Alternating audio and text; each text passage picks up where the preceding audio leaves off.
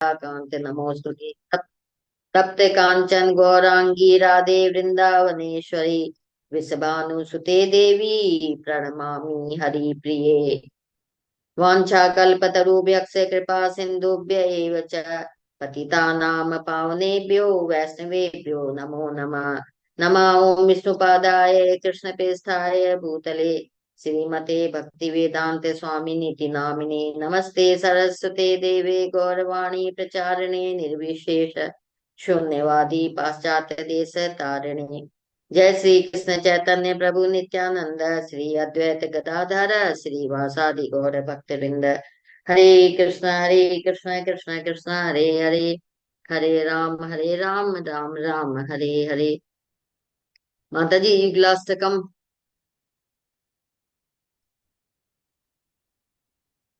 माता जी युगलाष्टकम शुरू कर दूं? हरे कृष्ण। हरे कृष्ण माता जी। युगलाष्टकम शुरू कर दूं?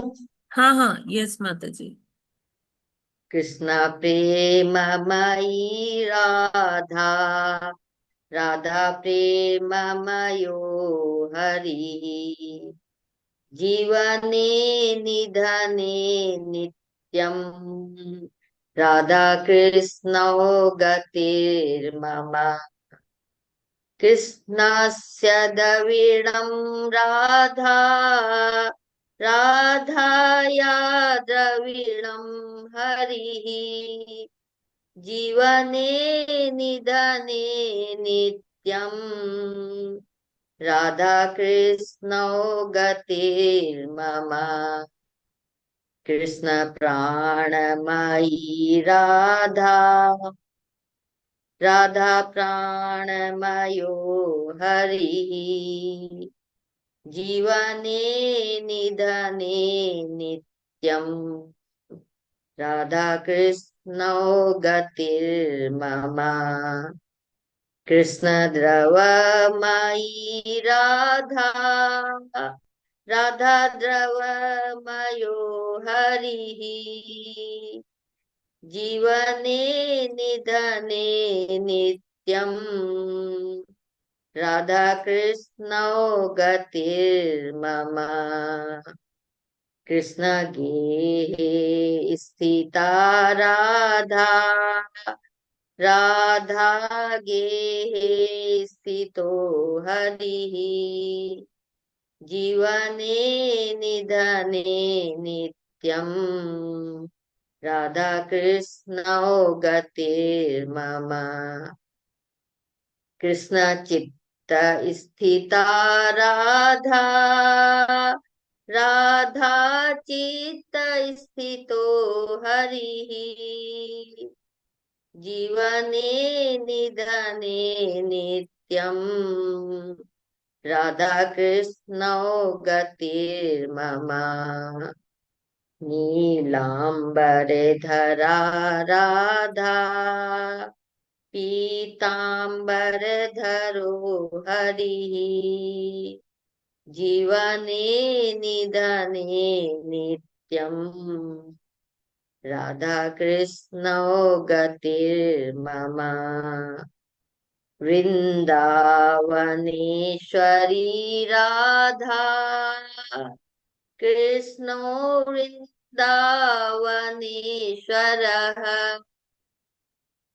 जीवने निधने नित्यम् राधा कृष्णौ गतिर्मम। हरे कृष्ण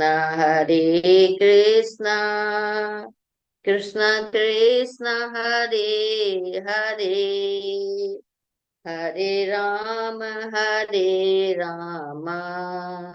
राम राम हरे हरे। माता जी दंडवत प्रणाम, सभी भक्तों को सादर प्रणाम। हरे कृष्ण माता जी। थैंक यू कविता पांडे माता जी, आज का जब प्रार्थनाएं करने के लिए। युगल अष्टकम आपने बहुत अच्छे से पढ़ा माता जी। हरि बोल। बहुत बहुत हरे धन्यवाद। कृष्ण माता जी, हरे कृष्ण। सभी सभी डिवोटीज का हार्दिक अभिनंदन है आज के इस्कॉन अयोध्या के प्रातःकालीन जप सत्र में।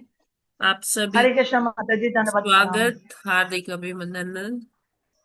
हरे हरे कृष्ण हरे माता जी, कृष्णा। दंडवत प्रणाम, माता जी, सादर दंडवत प्रणाम। प्रणाम। हरे सभी कृष्णा को माता जी, हरे सादर कृष्ण। प्रणाम। हरे कृष्णा माता जी, दंडवत प्रणाम।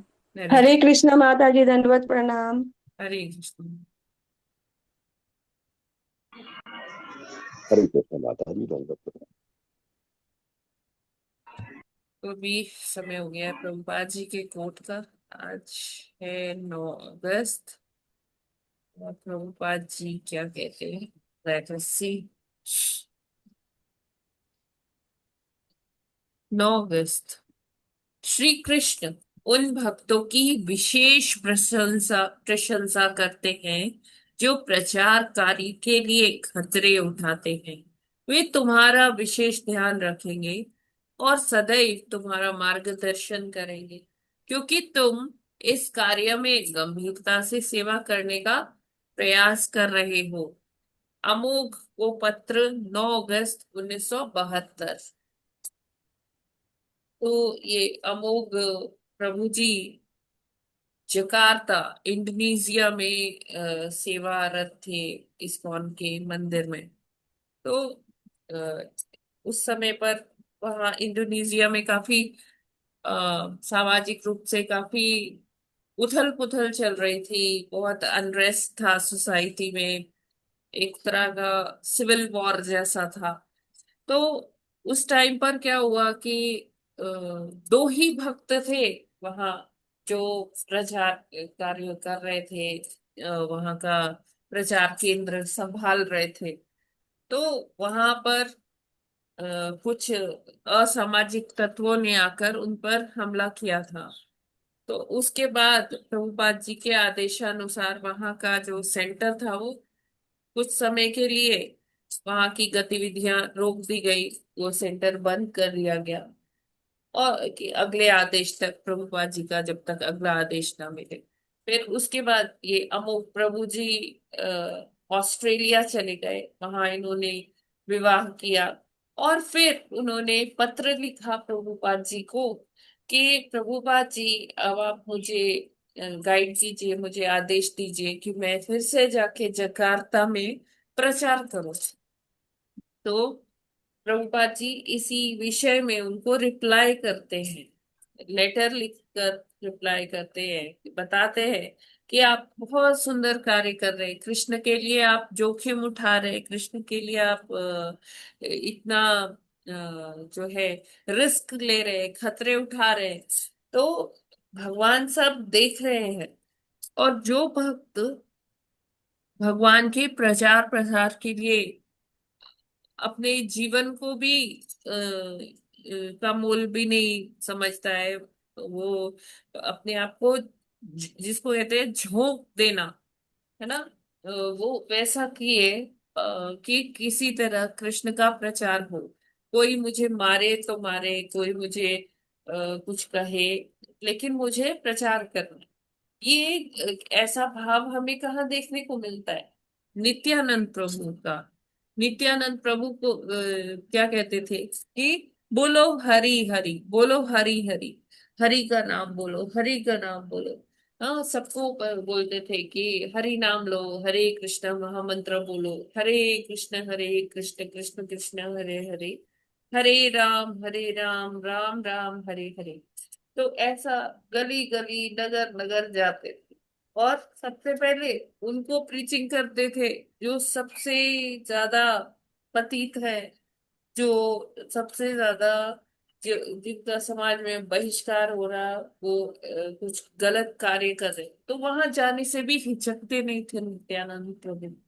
तो जब कोई भक्त ऐसे सेवा करता है, तो भगवान को इसकी याद आ जाती है, नित्यानंद प्रभु की, और भगवान अपनी कृपा जो है लुटाने लगते हैं। तो ऐसे भक्त जो प्रचार, आपने देखा होगा कि जब हम कहीं ट्रैवल करते हैं, ट्रैफिक लाइट्स पर अलग अलग शहरों में भक्त लोग खड़े होते हैं, तो कुछ लोग तो उनसे अच्छा व्यवहार करते हैं, अच्छे से बात करते हैं, कुछ लोग उन पर चीख पड़ते हैं, ये क्या तुम यहाँ पर सेल्समैन की तरह लगे हुए हो, हमें कहीं जाना है और तुम हमारे पीछे पड़े हुए हो, हटो यहाँ से। और एकदम से खिड़की बंद कर देते हैं कार की या जो भी है वाहन की। तो कई बारी भक्त लोग का उसमें चोट भी लग जाती है। कई बारी क्या होता है कि कुछ लोग उनको बहुत बहुत अच्छे से व्यवहार नहीं करते उनके साथ।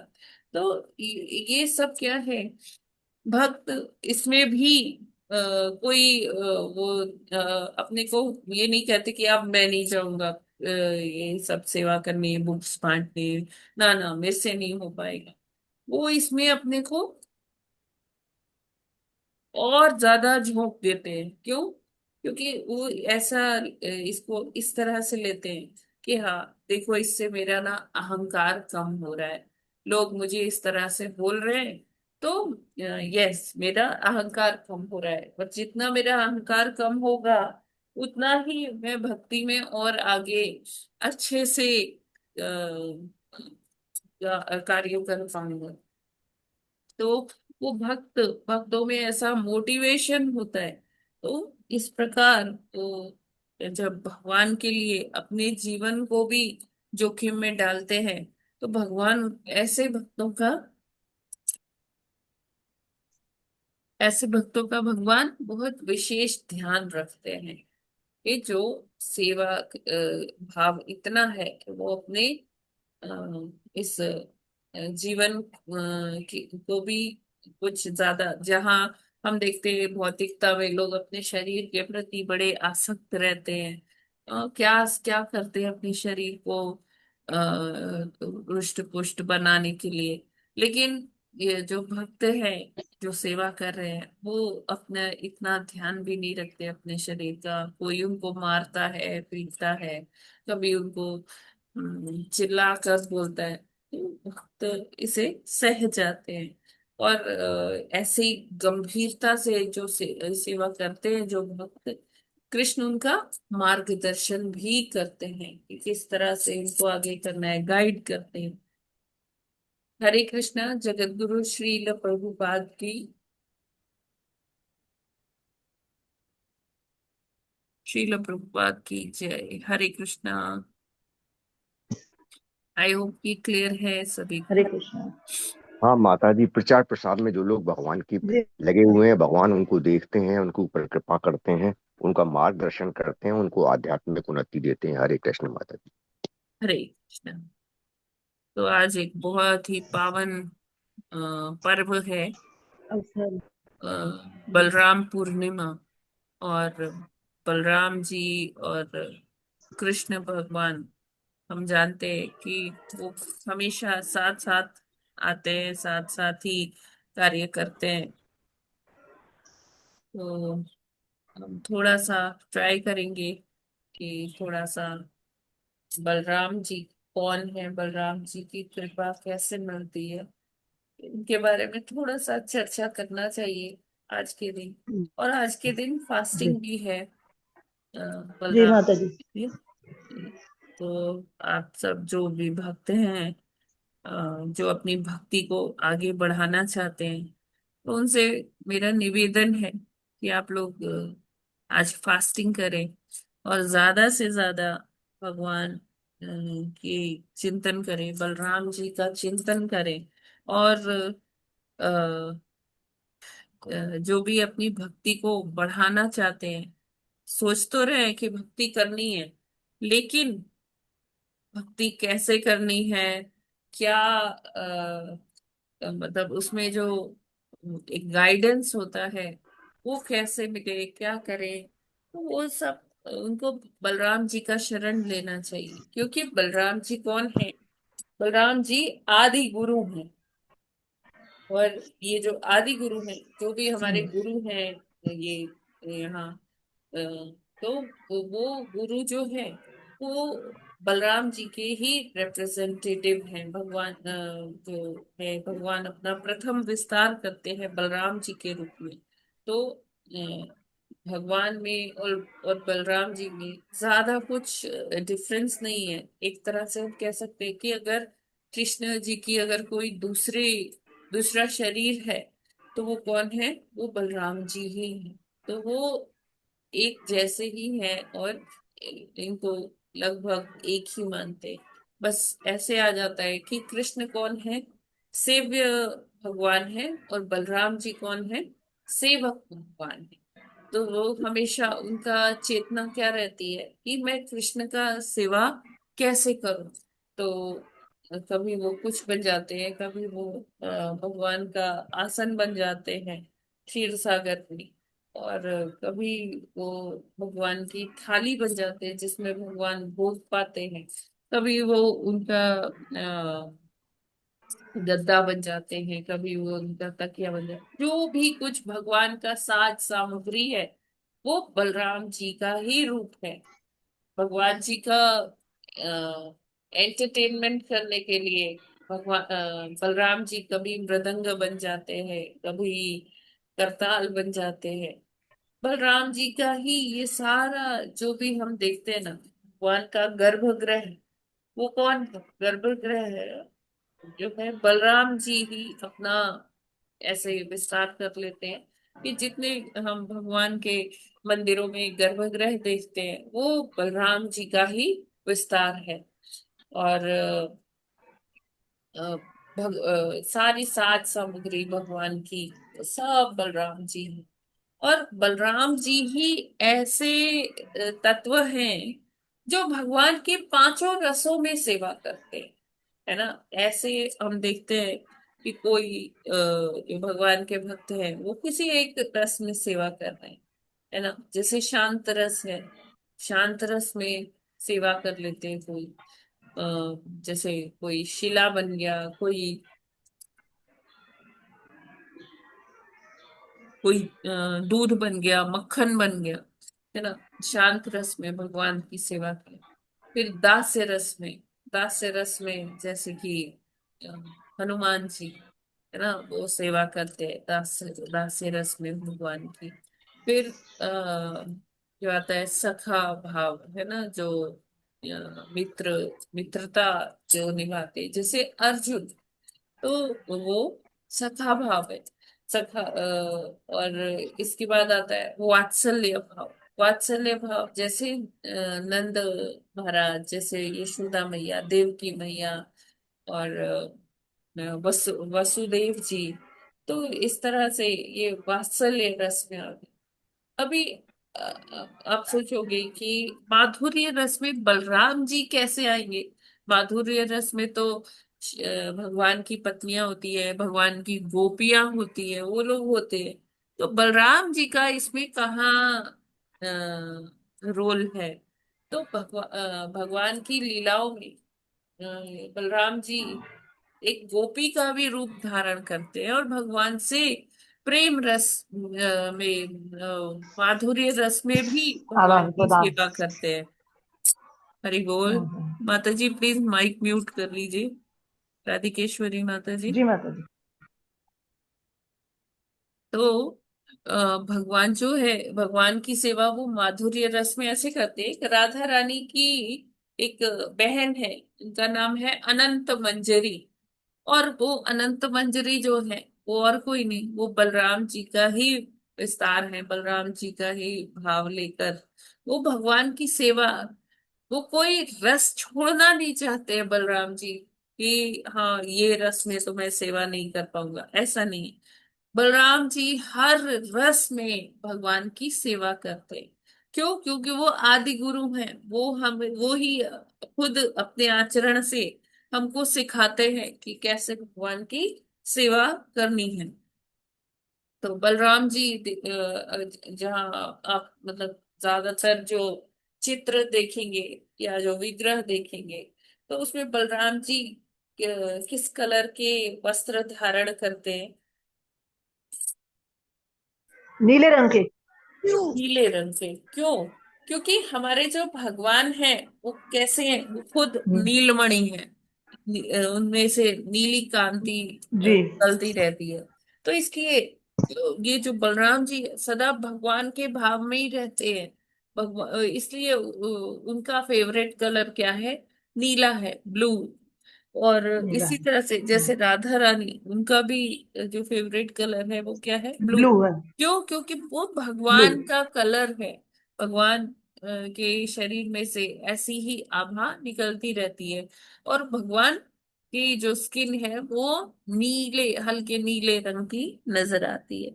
तो इसलिए बलराम जी सदैव भगवान की चेतना में रहते हैं।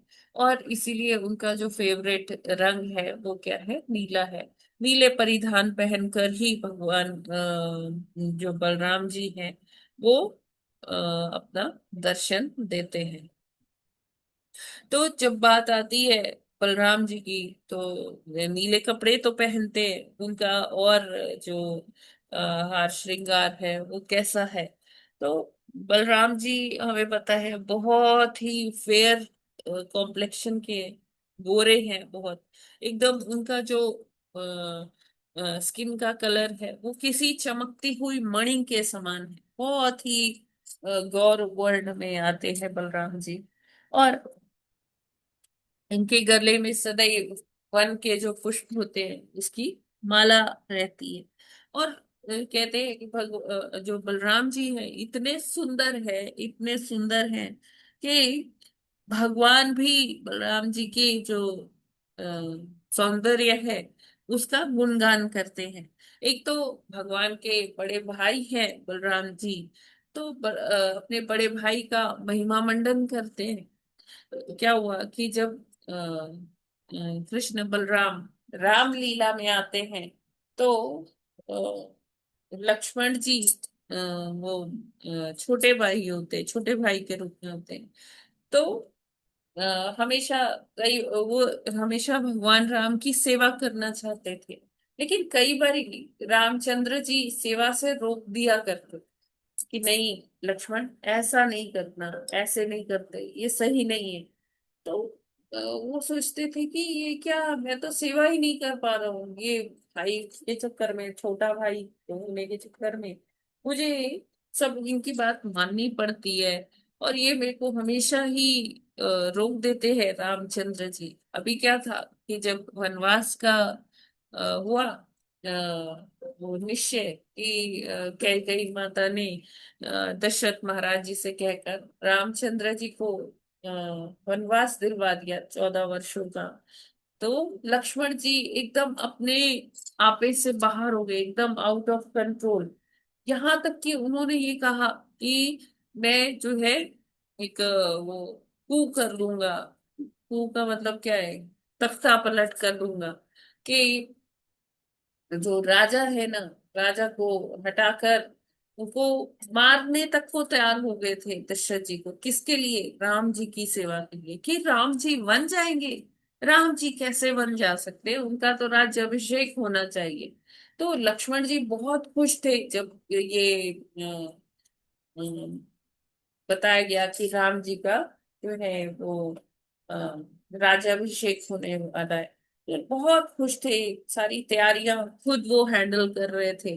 और जैसे ही पता चला कि वनवास जाना है, तो वो एकदम अपने कंट्रोल खो बैठे। उनको बहुत बुरा लगा कि मेरे होते हुए भैया को वनवास, ऐसा कैसे? मैं सब इधर का उधर कर दूंगा। वो अपने पिताजी से भी बहुत द्वेष करने लग गए कि ये कैसे, ये जो है कि स्त्री जो हठ है उसके सामने नतमस्तक हो गए, और अपने पुत्र को जो इतने जिनसे इतना प्रेम करते हैं उनको वनवास भेज दिया। तो लक्ष्मण जी कुछ कर नहीं पा रहे थे। तो लक्ष्मण जी जब ऐसे बोलने लगे, भैया मैं ये नहीं होने दूंगा, मैं सेना के साथ मतलब अगर जो दशरथ जी की पूरी सेना है उस सेना के साथ अकेले ही मैं काफी हूँ, अकेले मैं लड़ लूंगा और परास्त कर दूंगा इन सभी को। और आपका राज्याभिषेक तो होकर रहेगा, आप चिंता नहीं करिए। तो भगवान कहते हैं चिंता कौन कर रहा है, मेरा तो प्लान है, मैं तो, मेरे को तो वन जाना ही जाना है। तो फिर लक्ष्मण जी चुप हो जाते हैं। इसी तरह से जनक जी की महासभा में जो जहाँ स्वयंवर हो रहा था, तो इतने महारथी लोग आए थे कि वो कुछ कर नहीं पा रहे थे। मतलब धनुष जो दशरथ महाराज, सॉरी, जनक महाराज जी ने जो उनको वो एक्टिविटी दिया था कि जो शिव धनुष तोड़ेगा वो ही सीता मैया का वरण करेगा। तो कोई भी, इतने राजे महाराजे, इतने बलशाली लोग सभी आए थे, देश विदेश से सभी लोग आए थे। तो यहाँ रामचंद्र जी भी बैठे थे। तो जनक जी ने कहा कि अभी इतने सुकोमल, ये तो बालक हैं, ये जब इतने महारथ ही नहीं उठा पाए ये धनुष, तो ये क्या उठाएंगे। उनके मन में ऐसे चल रहा था। और वो उन्होंने क्या किया, जब कोई नहीं उठा पा रहा तो उन्होंने एक सबको ऐसे मैसेज दिया, प्रताड़ित किया कि क्या इस भारतवर्ष में कोई ऐसा नहीं है जो इस मेरी जो प्रतिज्ञा है उसको पूरा कर ले, और मेरी बेटी का वरण कर ले। बहुत विचलित थे जनक महाराज। नॉर्मली जनक महाराज विचलित होते नहीं है, लेकिन वो लीला थी तो उसमें वो वैसा ही कर रहे थे जैसे भगवान चाहते हैं। तो वो उन्होंने ऐसा बोला तो लक्ष्मण जी तुरंत खड़े हो गए अपने आपे से बाहर कि आप ऐसे कैसे कह सकते हो कि सारे वीर जो है अभी ये धराधाम पे नहीं आते, मेरे भाई के होते हुए आप ऐसा कैसे कह सकते हैं। मेरा भाई चाहे तो मेरे भैया चाहे तो क्या से क्या कर दे, है ना। तो कहते हैं कि मुझे तो इतना गुस्सा आ रहा है कि मैं पृथ्वी को इधर से उधर कर दूंगा अगर ऐसे किसी ने मेरे भाई को बोला। तो एकदम लक्ष्मण जी बहुत गुस्से में थे उस टाइम पर। फिर से राम जी ने उनको रोका कि देखो लक्ष्मण, ऐसा नहीं करना है, बैठ जाओ चुपचाप तुम अपने आसन पर। फिर ऐसे आगे जब वनवास में आगे चलते हैं तो लक्ष्मण जी एकदम आग बबूला हो रहे होते हैं कि जब भरत जी मिलने आ रहे होते हैं उनसे, राम जी से, उनको लगता है कि भरत जी सेना लेकर आ रहे हैं युद्ध करने के लिए कि राम जी को उधर ही मार देंगे और मेरा राज्य निष्कंटक हो जाएगा। लेकिन राम जी तो जानते थे कि भरत जी के मन में ऐसा कुछ भी नहीं है। तो लक्ष्मण जी एकदम युद्ध की तैयारी करने लग गए कि भरत आ रहे हैं तो हमें युद्ध करना ही पड़ेगा। तो राम जी उनको समझाते हैं कि ऐसे द्वेष नहीं करना है, भरत कभी ऐसा नहीं कर सकता है। तो उनको फिर काफी रिग्रेट भी हुआ कि अरे मैंने भरत भैया के बारे में क्या क्या सोच लिया। ऐसे ही फिर एक और प्रसंग आता है कि जब खरदूषण आते हैं तो खरदूषण अपने साथ 14,000 राक्षसों की सेना लेकर आते हैं। तो लक्ष्मण जी कहते हैं कि भैया आप, भाभी को लेके अंदर गुफा में छुप जाइए, मैं इन सबको न्यूट्रलाइज कर देता हूँ। तो श्री रामचंद्र जी बोले नहीं लक्ष्मण, तुम्हें ये कार्य नहीं करना है, तुम अंदर जाओ, सीता के साथ तुम अंदर जाओ। तो लक्ष्मण जी को भगवान की बात माननी पड़ती है। तो अगली जब लीला हुई तो बलराम जी सोचे कि छोटे भाई बनके तो कुछ कर नहीं पाते, भगवान की सेवा भी नहीं हो पाती है। तो हम्म। अब इस बार लीला में जाएंगे तो बड़े भाई बनकर जाएंगे। बड़े भाई का अपना रौब होगा, खुद की मतलब खुद दादागिरी होगी। तो वो छोटे भाई को मानना ही पड़ेगा। अब कृष्ण, कृष्ण तो है त्रिभंग, वो हर चीज में ढूंढ लेते हैं कि कैसे मार्ग बनाना है। तो बलराम जी से कहते हैं आप तो भैया बड़े हो, छोटे का काम होता है सेवा करना, आप बैठो मैं सब कार्य कर लूंगा। इनफैक्ट जब बलराम जी घुटने से चलते थे, जहां जहां जाते थे ना, कृष्ण बस बलराम जी को ही देखते रहते थे कि हाँ बलराम जी किधर जा रहे हैं, और उनके पीछे पीछे ही वो चलते थे। तो बलराम जी आगे आगे, कृष्ण जी उनको फॉलो करते हुए उनके पीछे पीछे, ऐसा प्रेम था भाइयों। फिर ऐसे ही जब कालिया के ऊपर भगवान नृत्य कर रहे होते हैं तो बलराम जी सोचते हैं मन ही मन में कि हे प्रभु ये आप क्या कर रहे हो, अभी ऐसा सौभाग्य आपने मुझे नहीं दिया जो इस कालिया को दिया। तो ये क्या मतलब है ना। कालिया जो है इतना क्रूर है, सबको इतना तंग करता है। मैं हमेशा जो है यही सोचता हूँ कि कैसे मेरी मैं और सेवा कर पाऊँ और सेवा कर पाऊँ। तो अभी मुझे भी सेवा का अवसर दीजिए। तो ये बलराम जी यमुना जी के तट पर खड़े हुए ये सोच ही रहे थे मन ही मन। तो भगवान ने तभी तथास्तु कह दिया। तो बलराम जी कहते कि हाँ, मैं आपके ऊपर भी नृत्य करूंगा। तो फिर ऐसे आगे कालखंड में ऐसा विवरण आता है कि जो कावेरी मैया है, जो कावेरी नदी है, ये नदियां माना जाता है कि भगवान की ही पत्नियां हैं। तो कावेरी जी आती है भगवान के पास, कहती है कि ऐसा विशेष क्या है यमुना में कि आप उसमें इतनी लीलाएं करते हो, इतना जो है, जो जल क्रीड़ाएं करते हो। मैंने क्या बिगाड़ा है, मैंने क्या कुछ पाप किया है कि आप मेरे जल में कभी नहीं आते, मेरा वरण कभी नहीं करते। तो भगवान कहते हैं कि हाँ, मैं आऊंगा। तो भगवान जी फिर कावेरी जाते हैं, जब साउथ जाते हैं तो उसमें ऐसा वर्णन आता है कि भगवान कावेरी में उन्होंने फिर बलराम जी को बुलाया, अनंत शेष जी को बुलाया और उनके अनंत फनों पर कावेरी नदी में वैसा ही नृत्य किया जैसा उन्होंने यमुना जी के जल में कालिया के ऊपर नृत्य किया था।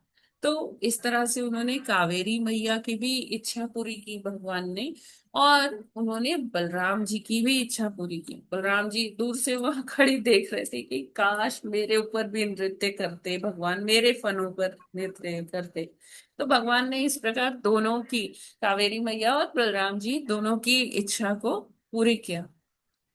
तो हाँ, कैसे बलराम जी का अवतरण हुआ यहाँ पृथ्वी लोक पे जी कृष्ण लीला।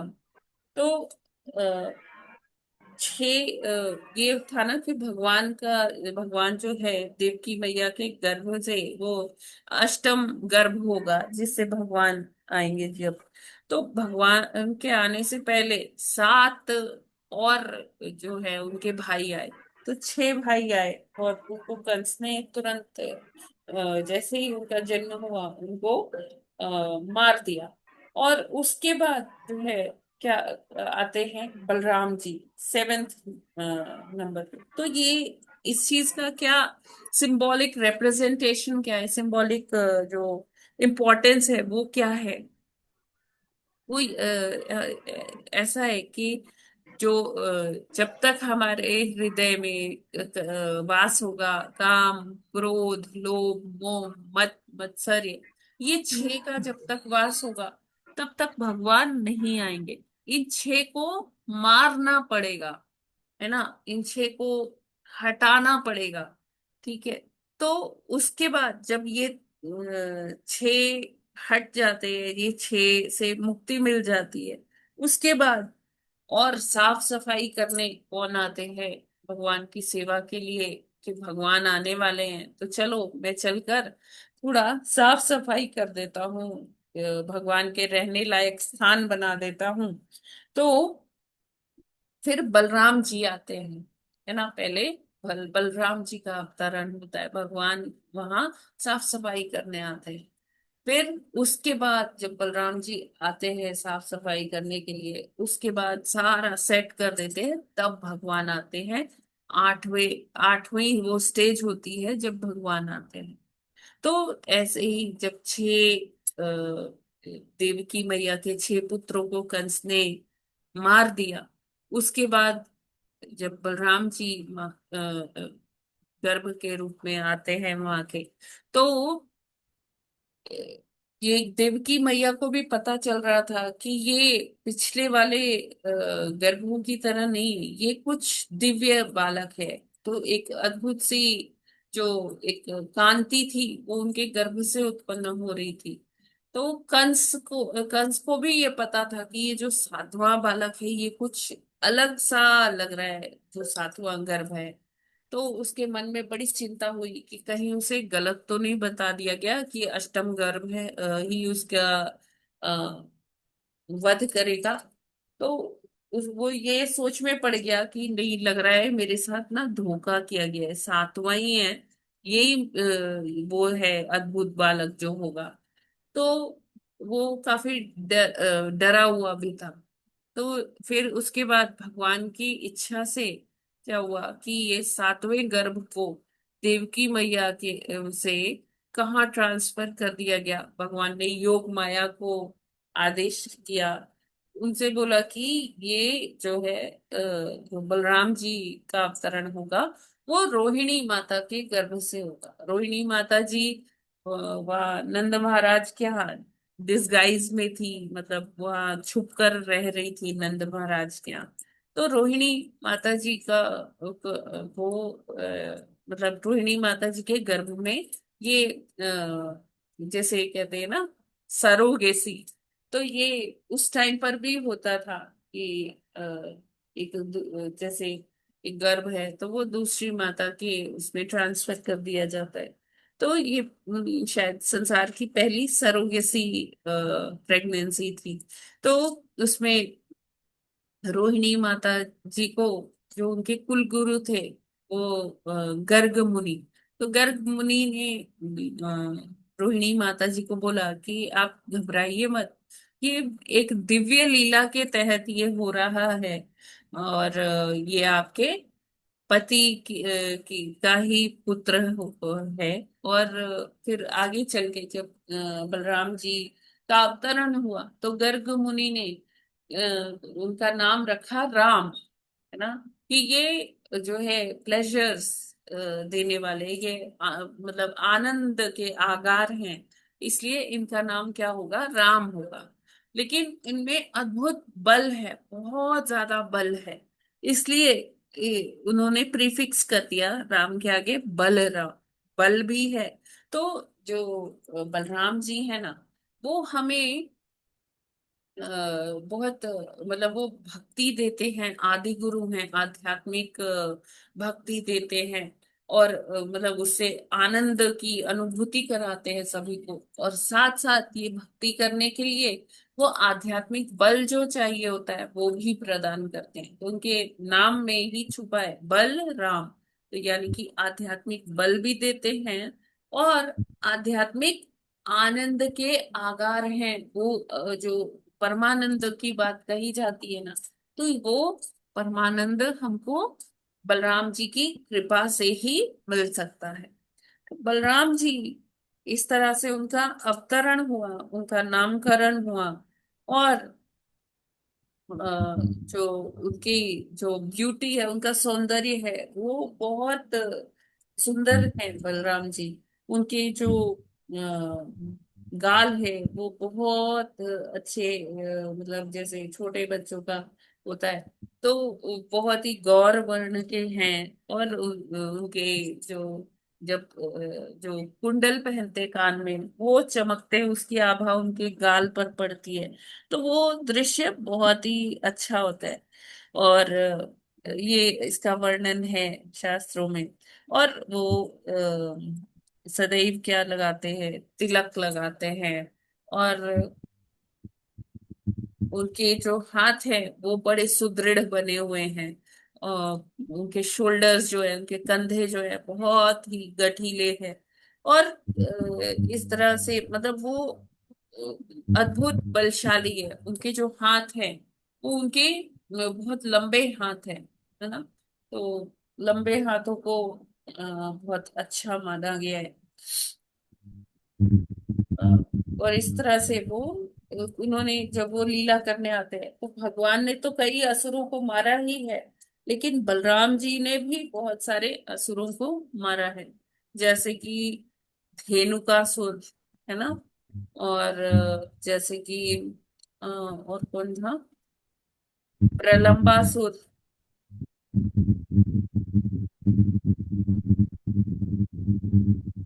तो ऐसे एक बार ये सब ग्वाल बाल सब खेल रहे थे, कृष्ण बलराम भी खेल रहे थे। तो एक आता है राक्षस, कृष्ण बलराम को मारने के लिए कंस द्वारा भेजा गया। तो वो आता है, वो ग्वाल बाल बन के ही इनके साथ खेलने लगता है। तो हार जाता है। तो उसके खेल के अकॉर्डिंग जो हारेगा वो बलराम जी को अपने ऊपर बिठा कर ले जाएगा। तो ये प्रलंबा से भगवान को अपने ऊपर बिठाकर उनको सोचा कि इनको ना मैं इनका अपहरण कर लूंगा।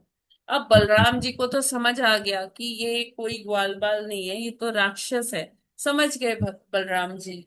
और उन्होंने अपना भार और बढ़ा लिया और बढ़ा लिया। अभी वो जब सहन नहीं कर पाया बलराम जी का वेट, तो वो क्या किया कि वो अपने असली रूप में आ गया, एक बड़े घने बादल के रूप में आ गया। और वो राक्षस, और उसके ऊपर मतलब उसने गोल्डन ऑर्नामेंट्स पहने हुए थे, गोल्डन जो आभूषण थे उस राक्षस ने। तो बलराम जी और भारी हुए और भारी होते गए, अभी वो एकदम भी उठा नहीं पा रहा था। फिर बलराम जी ने उसका वध किया। इसी तरह से धेनुकासुर का वध किया, और ऐसे बहुत सारे असुर थे जिनका वध किया बलराम जी ने। और बलराम जी ना अ, भगवान के साथ उनकी अनंत लीलाएं हैं, ऐसा वर्णन आता है। इतने बलशाली थे कि एक बार उन्होंने जी माता जी। क्या किया कि अ, अ, हाँ, जो कौरव थे ना, उनसे उनका थोड़ा युद्ध हो रहा था। क्यों हुआ? क्योंकि जो भगवान के एक पुत्र थे सांब, तो सांब ने दुर्योधन की जो कन्या थी लक्ष्मणा, उससे उसको वो हरण करके ले गए थे। तो जो कौरव थे वो उनके पीछे पड़ गए। तो बलराम जी आए उनकी रक्षा करने के लिए। फिर बलराम जी वो लोग माने नहीं कौरव। तो बलराम जी ने कहा कि तुम इतना, मतलब मैं इतना रिक्वेस्ट कर रहा हूं आप लोगों से, लेकिन आप मेरी बात सुन ही नहीं रहे। तो उन्होंने क्या किया, पूरे हस्तिनापुर को अपने, जो उनका अस्त्र क्या है, उनका अस्त्र है हल, जैसे आप ये पिक्चर में भी देख पा रहे हैं। तो हल से पूरे हस्तिनापुर को खींचने लग गए। कहते मैं गंगा में डुबा दूंगा ये। तो फिर सबने उनका उनका आवाहन किया, उनका उनको अपीस किया। तो उनके लिए बहुत सारे उनका महिमा मंडन किया। फिर जाके बलराम जी माने, और फिर सांब और लक्ष्मणा का विवाह हुआ। तो ऐसे ही बलराम जी गदा युद्ध में, वैसे तो हर अस्त्र चला लेते हैं बलराम जी, लेकिन गदा युद्ध उन्होंने गदा सिखाई। उनके दो शिष्य हुए, एक दुर्योधन और एक भीम। और उन्होंने दोनों को बहुत अच्छे से गदा युद्ध सिखाया। और महाभारत के अंत में जब युद्ध होना था महाभारत का, इतना भीषण युद्ध जो हुआ, तो उन्होंने किसी का भी पक्ष नहीं लिया, ना कौरवों का लिया ना पांडवों का लिया। वो कहाँ चले गए? वो तीर्थ करने के लिए चले गए। और तीर्थ बहुत सारे जगह गए। फिर जब वो नैमिषारण्य आए, तो उन्होंने वहां क्या देखा, कि उन्होंने देखा कि एक बहुत बड़ी सभा हो रही है, जहाँ रोमहर्षण जी क्या कर रहे हैं, कथा कर रहे हैं। और जब वो आते हैं तो बाकी सब लोग तो खड़े होते हैं, लेकिन अहंकारवश रोमहर्षण जी खड़े नहीं होते हैं उनको प्रणाम करने के लिए। तो मतलब ये नहीं था कि प्रणाम करने के लिए क्यों नहीं खड़े हुए, लेकिन अहंकार था उनके अंदर। तो ऐसा व्यक्ति जो अहंकारी है, उसको व्यास आसन पर जब उन्होंने बैठे देखा, तो उन्होंने कहा कि ये सही व्यक्ति नहीं है कथा करने के लिए। तो उन्होंने एक घास का तिनका लिया, कुश जैसा, तो और उसको, उससे क्या किया, उनका वध कर दिया रोमहर्षण जी का। और फिर उसी व्यास आसन पर उन्होंने किसको आसीन किया? रोमहर्षण जी के पुत्र जो है सूत गोस्वामी, उनको आसीन किया। और वो उनको आशीर्वाद देकर वो वहां से चले आए। ऐसे ही एक प्रसंग आता है कि एक बार एक राजा थे, सतयुग में एक राजा थे। तो उनकी जो कन्या थी वो बहुत ही अद्भुत गुणों वाली थी, बहुत मतलब जिसको कहते हैं सर्वगुण संपन्न। तो वो कन्या के लिए वो राजा को कोई भी वर मिल ही नहीं रहा। तो उन्होंने कहा कि ये सारी सृष्टि तो ब्रह्मा जी ने बनाई है, सबके अंदर ये गुण दोष ये सब वो ही डालते हैं। तो मैं ना अपनी कन्या को ब्रह्मा जी के पास लेके जाता हूँ। तो ब्रह्मा जी बताएंगे कि इसके लिए कौन उपयुक्त वर होगा। तो वो कन्या को लेकर जाते हैं ब्रह्मा जी के पास। तो जब उनका अपॉइंटमेंट की टर्न आती है ब्रह्मा जी से, ब्रह्मा जी बताते हैं कि अभी तो इतनी देर में सतयुग खत्म हो गया, द्वापर भी खत्म होने वाला है। तो जब तक आप पहुंचोगे द्वापर भी खत्म होने वाला होगा वहां। तो कहते हैं कि ठीक है, आप जब तक आप पहुंचोगे ना, हाँ, कि कन्या के लिए एक उपयुक्त वर है वहां पे। तो बलराम जी हैं, आप जाओ पृथ्वी लोक पर, इस समय वो वहीं पर लीला कर रहे हैं, तो वो आपको मिलेंगे। तो ये पिता पुत्री वहां जाते हैं, द्वारिका पहुंचते हैं। तो बलराम जी कृष्ण जी से मिलते हैं तो सब सेट हो जाता है। लेकिन एक समस्या आती है कि ये जो पिता पुत्री थे, इनकी हाइट बहुत ज्यादा थी। सतयुग में लोगों की हाइट बहुत ऊंचे ऊंचे लोग होते थे।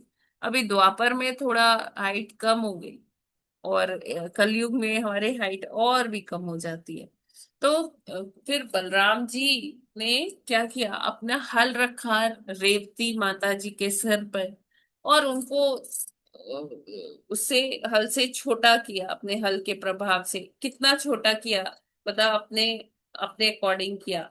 और फिर दोनों का विवाह हुआ, रेवती माता जी और बलराम जी का। और इस प्रकार से बहुत लीलाएं हैं बलराम जी की। हमेशा बलराम जी भगवान की सेवा करने के लिए हमेशा आतुर रहते हैं। किसी ना किसी प्रकार से वो भगवान की सेवा करते ही करते हैं। और ऐसे बहुत सारे पास टाइम्स हैं अ, जिनकी हम चर्चा कर सकते हैं, बहुत सारे हैं। अ, हाँ, केशी वध के समय भी। अ,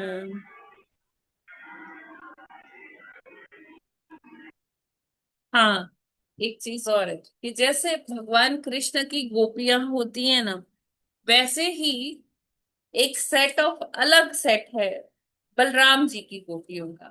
तो बलराम जी एक बार द्वारिका से आते हैं वृंदावन रहने के लिए, और अपनी गोपियों के साथ लीलाएं करते हैं। और यमुना मैया से कहते हैं कि हाँ, हमको लीला करनी है। और यमुना मैया लेकिन कुछ प्रकट नहीं होती है, वो यमुना मैया से मतलब परमिशन लेते हैं, लेना चाहते हैं कि हाँ, उनके प्रवेश करें कि ना करें, कैसे करें। तो गोपियां उनकी जो होती है वो जैसे वो कुछ क्रीड़ा करना चाहती हैं, जैसे नौका विहार है ये सारा कुछ। तो यमुना मैया प्रकट ही नहीं होती है। तो फिर बलराम जी क्या करते हैं, उनको कहते हैं कि मैं इतनी देर से आपको पुकार रहा हूँ, तो मैं आपको 100 अलग अलग छोटी छोटी उसमें डिवाइड कर दूंगा।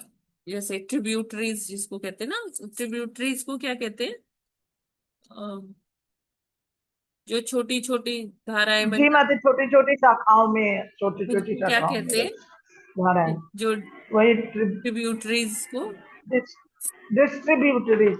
हाँ, उसको क्या कहते हैं हिंदी में? अरे मतलब शाखाएं कहते हैं। किसी नदी की छोटी छोटी धाराएं। तो बलराम जी ने कहा कि मैं जी जी जी। आपको 100 छोटी छोटी धाराओं में डिवाइड कर दूंगा अपने हाल से। फिर यमुना मैया हम्म। प्रकट होती है, यमुना मैया उनको उनका फिर महिमा मंडन करती है, उनकी स्तुति करती है बलराम जी की। फिर बलराम जी उनसे आज्ञा लेते हैं, फिर वो अ, अपनी गोपियों के साथ वहां नौका विहार आदि करते हैं।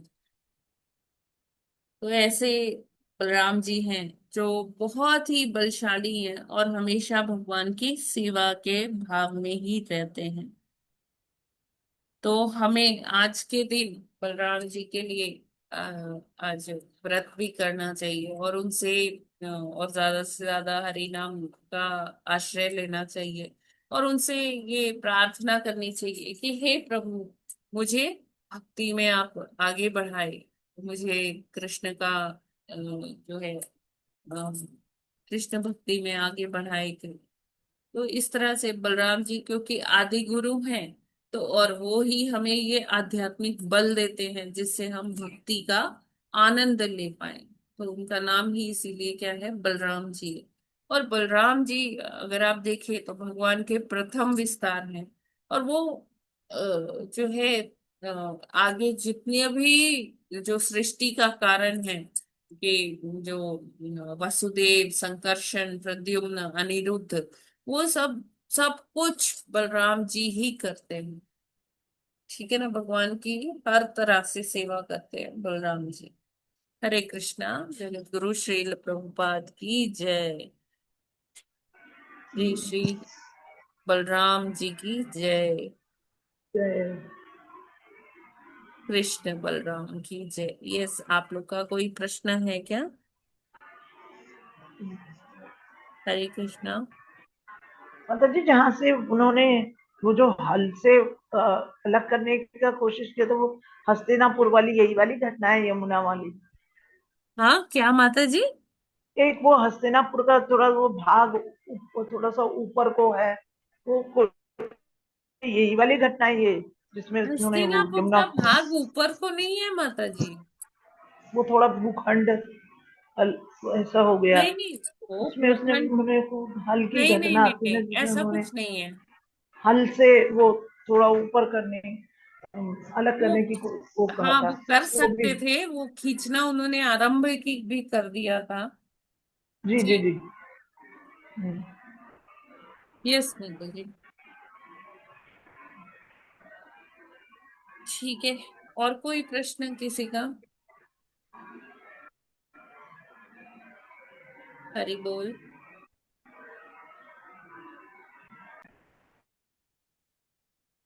ठीक है, तो आप सभी से रिक्वेस्ट है कि आज आप अपने अपने जो शहर में जो मंदिर है या प्रीचिंग सेंटर्स है वहां जाइए, बलराम जी, कृष्ण बलराम जी का दर्शन कीजिए।